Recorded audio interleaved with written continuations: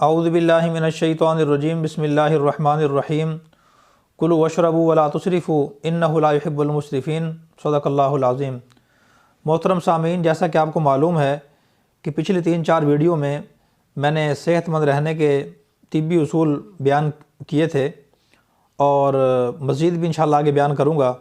और ये बात मैंने अर्ज़ की थी कि इंसानी ज़िंदगी में सेहत की बड़ी अहमियत है और वो उसूल सेहत के जो हमें कुरान और हदीस का मुताला करने से, तिब्ब नबवी का मुताला करने से मालूम होते हैं, या वो उसूल जो डॉक्टर साहब बताते हैं सेहतमंद रहने के लिए, उन उसूलों का हमें ख्याल रखना चाहिए।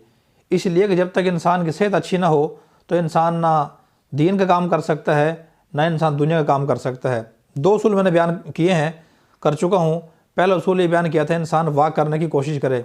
दूसरा ये बयान किया था कि इंसान कम खाने की कोशिश करे। ज़्यादा खाने के नुकसानात हैं और कम खाने के फ़ायदे हैं। ज़्यादा खाने में आफ़ियत नहीं है, कम खाने में आफ़ियत है।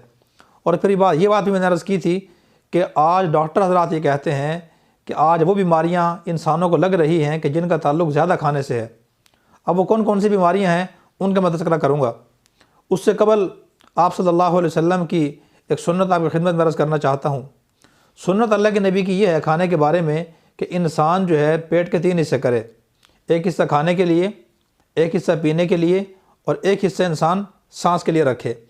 दारुल कराची में हमारे एक उस्ताद थे हज़रत मौलाना इफ्तिखार आज़मी साहब रहमतुल्लाह अलैह, जो दुनिया में नहीं रहे, अल्लाह पाक उनकी कब्र को जन्नत का बाग बनाए।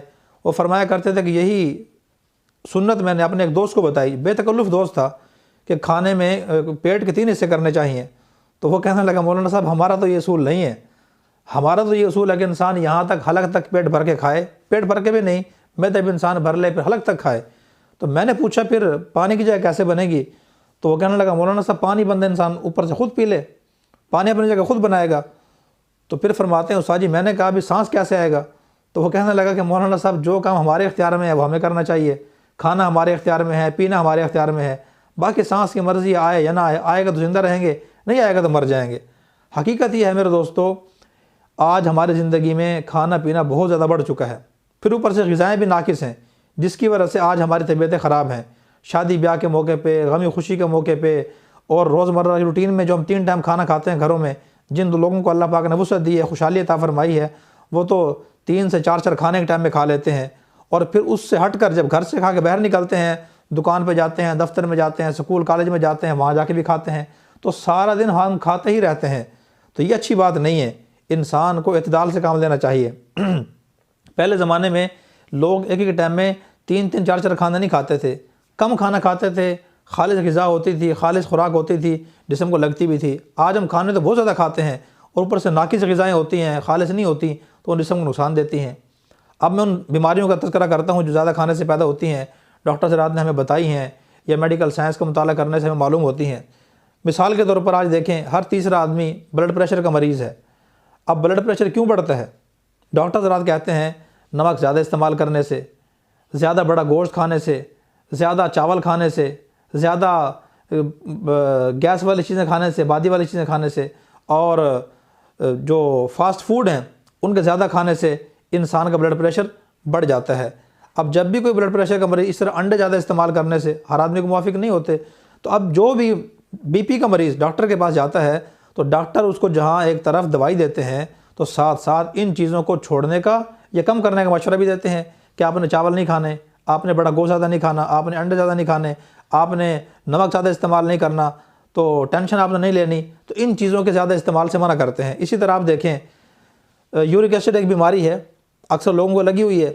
अब यूरिक एसिड इतनी ख़तरनाक बीमारी है, अगर बहुत ज़्यादा बढ़ जाए, जो डॉक्टर ज़रा एक मिकदार बताते हैं उससे बहुत ज़्यादा बढ़ जाए तो इंसान के अज़ा भी टेढ़े होने का ख़तरा होता है और चलना फिरना, उठना बैठना इंसान के लिए मुश्किल हो जाता है। क्योंकि इस बीमारी का लग जाने की वजह से जब ये बढ़ जाए, इंसान के घुटनों में, पिंडलियों में, पाँव में, जिस्म में, मुख्तलिफ हिस्सों में दर्द होना शुरू हो जाता है शदीद, हत्ता कि 5-10 मिनट बैठना भी इंसान के लिए मुश्किल हो जाता है।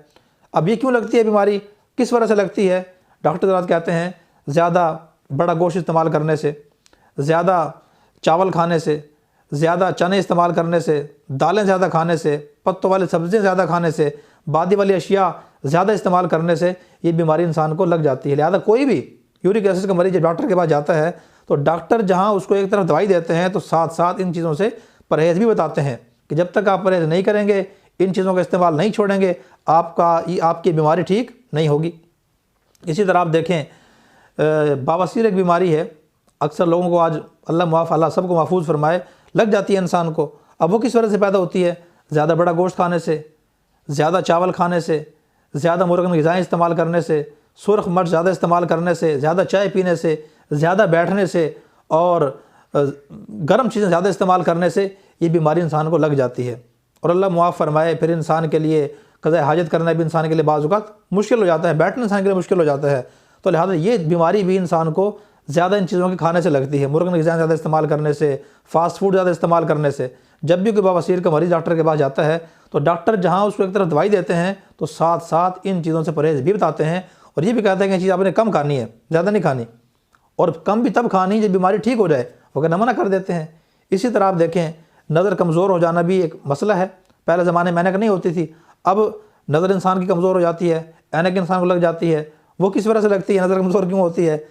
ज़्यादा टीवी देखने से, स्क्रीन के सामने ज़्यादा बैठने से, एलसीडी के सामने, मोबाइल की स्क्रीन के सामने ज़्यादा बैठने, ज़्यादा इस्तेमाल करने से इंसान की नज़र कमज़ोर हो जाती है। आज हमारे नौजवान कई घंटे टीवी के सामने, कंप्यूटर के सामने, लैपटॉप के सामने और मोबाइल लेकर बैठे रहते हैं। नंबर 2, ज़्यादा मुताला करने से, नज़र का ज़्यादा इस्तेमाल करने से और कम रोशनी में मुताला करने से नज़र इंसान की कमज़ोर हो जाती है। दिमागी काम बहुत ज़्यादा करने की वजह से तो नज़र बाज़ का असर पड़ता है। अब जब भी कोई डॉक्टर के पास मरीज़ जाता है तो डॉक्टर साहब से ये कहते हैं कि आपने टीवी के सामने ज़्यादा नहीं बैठना, आपने मोबाइल ज़्यादा इस्तेमाल नहीं करना, उसकी स्क्रीन को आपने दूर रखना है, कंप्यूटर पर ज़्यादा नहीं बैठना, तो इनके भी असरात नज़र पे पड़ते हैं। और आपने ज़्यादा नहीं जागना, नींद आपने पूरी करनी है और रात की रोशनी में या कम रोशनी में आपने मुताला नहीं करना, दिन की जो कुदरती रोशनी है उसमें आप मुताला करने की कोशिश करें। डॉक्टर साहब दवाई भी देते हैं लेकिन साथ साथ इन चीज़ों से परहेज़ भी बताते हैं। इसी तरह आप देखें मोटापा एक बीमारी है हमारे माशरे में, अक्सर लोग को वज़न बढ़ जाता है और मोटापा एक ऐसी बीमारी है मेरे दोस्तों, इतनी ख़तरनाक बीमारी है कि इस पे डॉक्टर हज़रात कहते हैं कि बीमारी आशिक होती हैं। शुगर मोटे आदमी को, यूरिक एसिड मोटे आदमी को, कोलेस्ट्रॉल मोटे आदमी को और बीपी मोटे आदमी को, दिल का मसला मोटे आदमी को, सांस का फूलना मोटे आदमी को, जितनी बीमारियाँ हैं ये अक्सर बीमारियाँ मजमूई लिहाज से मोटे आदमी को ज़्यादा लगती हैं। जो कमज़ोर होते हैं या ज़्यादा जिनका वज़न ज़्यादा नहीं होता उनकी बीमारियाँ कम लगती हैं। अब ये क्यों बढ़ती है? ज़्यादा खाना खाने से, ज़्यादा ग़िज़ा इस्तेमाल करने से, ज़्यादा बैठने से, चिकनाई ज़्यादा इस्तेमाल करने से, मिठाई ज़्यादा इस्तेमाल करने से, मीठी चीज़ ज़्यादा इस्तेमाल करने से ये इंसान का जिस्म बढ़ जाता है। ये ज़्यादा खाकर बैठ जाने से, वाक ना करने से इंसान मोटापे का शिकार हो जाता है। तो लिहाजा जब भी कोई मरीज़ डॉक्टर के पास जाता है जिसका वज़न बढ़ चुका हो तो डॉक्टर हज़रात उसको चावल खाने से मना करते हैं, गोश्त खाने से मना करते हैं और चिकनाई से मना करते हैं, ज़्यादा मिठाई खाने से मना करते हैं और ज़्यादा बैठने से मना करते हैं, वाक करने का मशवरा देते हैं। और मिठाई से मुराद भी कोई रसगुल्ले या गुलाब जामुन या बर्फ़ी नहीं है। मिठाई से मुराद हर वो चीज़ है कि जो बेकरी के मसनूआत में शामिल है। उसमें बिस्किट भी आ गए, केक भी आ गए, उसमें चीनी भी आ गई, उसमें चॉकलेट भी आ गई, उसमें रसगुल्ले भी आ गए और गुलाब जामुन भी आ गया, उसमें हर चीज़ उसमें आ गई। यानी कि बेकरी की जितनी मसनूआत हैं सब से डॉक्टर हज़रात मना करते हैं। लिहाजा इन चीज़ों के खाने से हमें परहेज़ करना चाहिए। मुख्तसर ये कि मैंने पिछली वीडियो में अर्ज़ किया था कि आज अक्सर बीमारियां वो लग रही हैं इंसानों को जो ज़्यादा खाने से होती हैं, और पहले ज़माने में वो बीमारियां इंसान को लगती थी जो कम खाने की वजह से लगती थी इंसान को। ये डॉक्टर हज़रात की राय है और आज हम देख लें, हमारा अपना तजर्बा भी है, आप भी देख लें कि जो चीज़ हम ज़्यादा इस्तेमाल करते हैं वो बीमारी हमें लग जाती है। शुगर देख लें, हर बंदे को है। जब भी कोई शुगर का मरीज़ डॉक्टर के पास जाता है डॉक्टर हज़रात उसको मीठा खाने से मना करते हैं। एक डॉक्टर ने मुझे बताया, दोस्त है हमारे, और फरमाने लगे मौलाना साहब कि जो आदमी मोटा हो, जिसका वज़न बढ़ चुका हो, अगर वह 2 चीज़ें छोड़ दे, ये बहुत कम कर दे तो बग़ैर वाक़ के भी उसका वज़न कम हो सकता है। नंबर 1 चिकनाई और नंबर 2 मिठाई। अभी छोड़ते नहीं, इस्तेमाल नहीं करते, परहेज़ नहीं करते, खाने पे ज़ोर रखते हैं। हुज़ूर सल्लल्लाहु अलैहि वसल्लम के ज़माने में एक तबीब जो है वो मदीना में आ गया, उसने वहाँ के अपनी दुकान बना ली, लेकिन काफ़ी दिनों तक जो है उसके पास कोई मरीज़ नहीं गया। वो आया आप सल्लल्लाहु अलैहि वसल्लम के पास और कहने लगा, या रसूलल्लाह, मैंने यहाँ दुकान बनाई है, कोई मरीज़ मेरे पास नहीं आता, दुकान मेरे नहीं चलती। हालांकि एक ही हकीम था, ज़्यादा हकीम नहीं थे उस दौर में। तो कि आपके साथी बीमार नहीं होते साहब कराम, ये क्या मसला है? तो आपने फरमाया कि भाई ये पहली बात तो ये है कि इतना आसानी से बीमार होते नहीं है, अगर बीमार होते भी हैं तो परहेज़ से अपना इलाज कर लेते हैं, परहेज़ बहुत करते हैं। उसकी वजह क्या है? वजह उन्होंने फरमाया ये है अल्लाह के नबी ने कि एक तो ये है कि जब इनको भूख लगती तब खाना खाते हैं, जब इनको भूख लगती है तब खाना खाते हैं, इनकी सेहत का राज ये है, इस वजह से बीमार नहीं होते। नंबर 2, और भूख लगने के बाद भी पेट भर के नहीं खाते, भूख लगने के बाद भी इतना खाते हैं कि जितना इनको बल्कि गुंजाइश रख के खाते हैं। मतलब भूख लगने के बाद भी पेट भर के नहीं खाते, गुंजाइश रख के खाते हैं, अभी भूख बाकी होती है, खाने से अपने हाथ पीछे डाल लेते हैं। ये चीज़ है जिसकी वजह से इनकी सेहत ठीक है।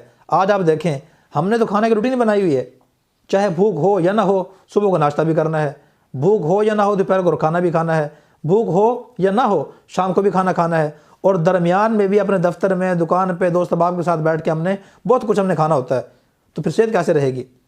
तो लिहाजा जब भूख लगे इंसान तब खाना खाए। और नंबर 2, इंसान गुंजाइश रख के खाए, पेट भर के इंसान खाना ना खाए। अल्लाह पाक जल्ल शान मुझे भी, आप सब हज़रात को भी सेहत के उसूलों पे अमल करने की तौफीक अता फरमाए, ताकि हमारी सेहत ठीक रहे। किसी समझदार आदमी की बात है कि इंसान को जीने के लिए खाना चाहिए, खाने के लिए जीना नहीं चाहिए।